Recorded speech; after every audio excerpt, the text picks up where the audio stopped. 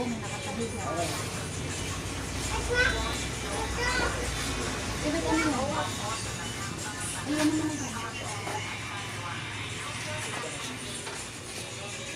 Plastic na dito, dito. Bilang siya nakalasik. Pero ito kasi hindi maganda yung Saan niya? Sa siya? Saan sila? Saan? sa kwarto. Ito, nakanito siya ganyan. Tapos itong babae ito.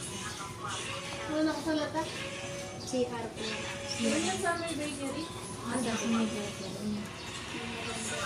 Pero ito, hindi maganda yung nagpapailis. Hindi maganda yung ano po, kapag yun ang mamamatay o kamatayan. Yung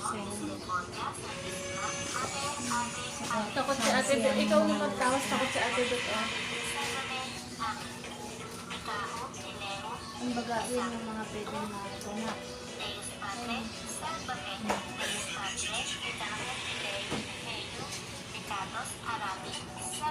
kasi ang dami yung mga nakikita nila. Ate Beth, mas masusunog yan pag hindi mo siya dinidikit sa ako.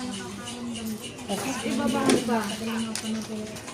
Pinag-aano nila yan kasi pagka maingay din, pagka Oo nga, lagi silang maingay.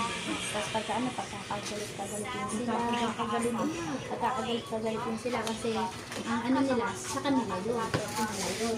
Siyempre tayo, tao na, napag-ano parang patahimikan nila yan. Sakit. Hindi na doon. Nag-apoy yung ano namin yun eh.